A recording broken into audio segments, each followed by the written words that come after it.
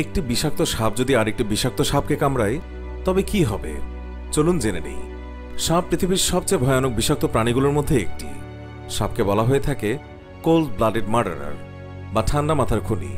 যে কোনো প্রাণীকে গলা চিপে বা কামড়ের মাধ্যমে শরীরে বিষ ঢুকিয়ে দেওয়ার আগে এক মুহূর্তও ভাবে না এই প্রাণী।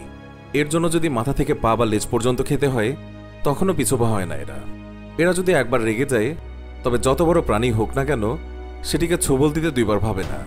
এই সময় যদি কুমিরও সামনে আসে তখনও সাপ হার না মেনে লড়ে যায়। একটি সাপ আরেকটি সাপের সাথে লড়াই করে এমনটা হয়তো অনেকেই দেখেছেন, কিন্তু একবারও কি ভেবে দেখেছেন যদি পৃথিবীর সবচেয়ে ভয়ঙ্কর আর বিষাক্ত সাপ একে অপরের সাথে যুদ্ধ শুরু করে দেয় এবং একজন আরেকজনকে কামড়ায় তবে কি হবে? এমনিতে সাপ তাদের নিজেদের প্রজাতির ওপর সাধারণত হামলা করে না, কিন্তু রয়্যাল কোবরা এমন একটি সাপ যা অন্যান্য সাপদের খাওয়ার জন্য বিখ্যাত। মাঝে মাঝে শিকারের অভাব বা অতিরিক্ত ক্ষুধার জন্য এরা নিজেদের প্রজাতিকেই আক্রমণ করে। যদি র্যাপটাইল একই প্রজাতির হয় তবে নিজেদের বিষের বিরুদ্ধে এক ধরনের অ্যান্টিকোড তাদের রক্তেই থাকে। ঠিক তেমনি সাপেদের রক্তে এমন এক ধরনের অ্যান্টিকোড থাকে যা নিজেদের বিষাক্ত বিষ থেকে নিজেদেরকে বাঁচায়।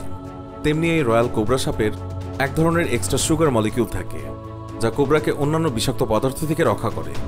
কোবরাদের নিজেদের জেদি অন্যান্য কোবরা বা সাপদের জন্য ঘাতক হতে পারে। তাদের বিষ শুধু র্যাটল স্নেকদেরকেই ক্ষতি করতে পারে, কারণ তাদের মধ্যে এমন ধরনের অ্যান্টিকোডের ব্যবস্থা থাকে না। সাপদের বিষ থেকে বাঁচার এমন ক্ষমতার পরেও মাঝে মাঝে এরা নিজেদেরকে ঘায়াল করে ফেলে। এরা মাঝে মাঝে অন্যান্য সাপদের এমনভাবে কামড়ে দেয় যে তারা মারা যায়। এছাড়াও সাপেরা অনেক সময় তাদের ক্ষুরধার দাঁত দিয়ে তার প্রতিপক্ষ সাপের জরুরি অঙ্গ প্রত্যঙ্গ এমনভাবে ফুটো করে দেয় যে সেই ক্ষত থেকে ওই সাপের মৃত্যু হয়। আর যদি এক সাপের দুই মাথা হয় তাহলে তো কথাই নেই। একের অধিক মাথার সাপ হওয়া মানে সেই সাপটি পলিসেফনিল নামক সিন্ড্রোমে ভুগছে। এমন কথাও মাঝে মাঝে শোনা যায় যে খাবারের তাড়নায় তাদের এক মাথা নিজেরই অন্য মাথার ক্ষতি করে ফেলে। বিজ্ঞানীরা এটা নিয়ে রীতিমতো গবেষণা করছে যে লড়াইয়ে সচরাচর কোন মাথাটা বিজয়ী হয়, ডান দিকেরটা নাকি বাম দিকেরটা। আবার মাঝে মাঝে এমনও হয় যে অনেক বড় কোনো সাপ তার চেয়ে ছোট কিন্তু বিষাক্ত এনজাইলযুক্ত সাপের কাছে হেরে যায়। কোবরা এবং ভাইপারের কথাই ধরুন। যদি কোবরা এবং ভাইপারের মধ্যে লড়াই বাঁধিয়ে দেওয়া হয় তবে যে কেউ খুব সহজেই বলে দিতে পারবে যে লড়াইয়ে কোবরা জিতে যাবে। এর কারণ কোবরা সাধারণত 6 কেজির মতো ওজনের হয়ে থাকে এবং লম্বাই হয়ে থাকে প্রায় 14.7 ফিট, যা থেকে মনে হয় কোবরা খুব সহজেই ভাইপারের সাথে জিতে যাবে। কারণ একটি ভাইপারের ওজন সর্বসাকুল্যে 200 গ্রাম হয়ে থাকে এবং এরা লম্বায় সর্বোচ্চ 2.6 ফিট হয়। তাই এমনটা ভাবাই স্বাভাবিক যে কোবরার কাছে ভাইপার টিকতেই পারবে না। কিন্তু এখানে আকার বড় হওয়াটাই মুখ্য নয়, সেই সাথে চালাক হওয়া জরুরি। ভাইপার কোবরার তুলনায় অত্যাধিক চালাক এবং ক্ষিপ্র হওয়ায় কোবরাকে সুযোগ না দিয়েই সে প্রথমে হামলা করে বসবে। এটি প্রথম হামলাতেই মাত্র 9 মিলিসেকেন্ডে 100 কিলোমিটার গতিতে তার প্রতিদ্বন্দ্বী শরীরে একটি ঘোড়াকে মেরে ফেলার মতো বিষ ঢুকিয়ে দেয়। ভাইপার একবার কামড় দিয়ে প্রায় 50 মিলিগ্রাম বিষ ঢুকিয়ে দেবে কোবরাটির শরীরে, যার কারণে কোবরাটি খুব দ্রুত এবং সহজেই মারা যাবে। ভাইপারের বিষ ব্লাড সার্কুলেশন বন্ধ করে দিতে সক্ষম, সে কারণে কোবরার সাথে লড়াইয়ে ভাইপারের জিতে যাওয়ার সম্ভাবনাই বেশি। আবার ধরুন ব্ল্যাক মাম্বার কথা।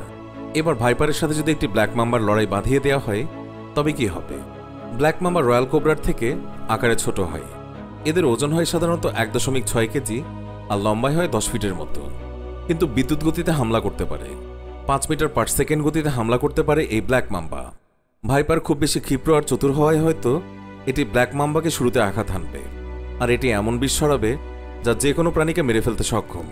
কিন্তু যারা ভাবছেন এবারও ভাইপার জিতে যাবে তারা কিন্তু ভুল ভাবছেন, কারণ মরতে মরতেও ব্ল্যাক মাম্বা একটি আক্রমণ করতে সক্ষম। আর এই ব্ল্যাক মাম্বা একবার হামলা করতে পারলে প্রায় 400 মিলিগ্রাম বিষ ঢুকিয়ে দেবে ওই ভাইপারটির শরীরে, যা শুধু একটি নয়, প্রায় 2300 ভাইপারকে মেরে ফেলতে সক্ষম। তাই ভাইপারটি আক্রান্ত হওয়ার সাথে সাথেই মারা যাবে, তবে রেহাই পাবে না সেই ব্ল্যাক মাম্বাও। সেটিও আস্তে আস্তে মারা যাবে ভাইপারের কঠিন বিষে। আবার ধরুন একটি পাইথনের সঙ্গে লড়াই বাঁধল একটি কিং কোবরার, তবে এই দুইজনের লড়াইয়ে কে জয়ী হবে? পাইথন বা অজগর এমনিতে খুব বেশি বিষাক্ত হয় না, কিন্তু এটি খুব শক্তিশালী ও বিশাল শরীরের অধিকারী হয়। প্রায় যে কোনো প্রাণীকে তার শরীর দিয়ে পেঁচিয়ে চেপে মেরে ফেলতে পারে পাইথন। তো এবার মুখোমুখি হচ্ছে একটি শক্তিশালী সাপ ও একটি বিষাক্ত সাপ। কিং কোবরা একসাথে 420 মিলিগ্রাম বিষ ছড়াতে পারে, যা পরিমাণে প্রায় 2 চা চামচের মতো হয়ে থাকে, যা 33 ফিট লম্বা এবং 200 কেজি ওজনের পাইথনকে মারতে পারে অনায়াসে। এই বিষ পাইথনের হার্ট ব্লক করে দেওয়ার জন্য যথেষ্ট। কিং কোবরার ছোবলের কারণে 20 মিনিটেই পাইথনটি মরে যাবে, কিন্তু যদি পাইথনটি কোনোভাবে হামলা করতে পারে তবে খুব সহজেই পেঁচিয়ে মেরে ফেলতে পারবে কিং কোবরাকে। আর কিংকোবরা এতে কামড় দেওয়ার সুযোগ পর্যন্ত পাবে না। কিন্তু বাস্তব জীবনে কি এসব লড়াই সম্ভব? প্রাণীবিদদের মতে এমনিতে বড় সাপ নিজেদের মধ্যে লড়াই করে না, কিন্তু জঙ্গল ভেদে অবস্থা ভিন্ন হয়। দক্ষিণ এশিয়ার কিছু কিছু জঙ্গলে মাঝে মধ্যে এমন লড়াই দেখতে পাওয়া যায়। বন্ধুরা, আজ এই পর্যন্তই। ভিডিওটি ভালো লেগে থাকলে আমাদের চ্যানেলটি সাবস্ক্রাইব করুন। আপনার মূল্যবান মতামতটি অবশ্যই আমাদেরকে কমেন্ট করে জানিয়ে দিন। আবারও দেখা হবে নতুন কোনো ভিডিওতে। ভালো থাকুন, সুস্থ থাকুন।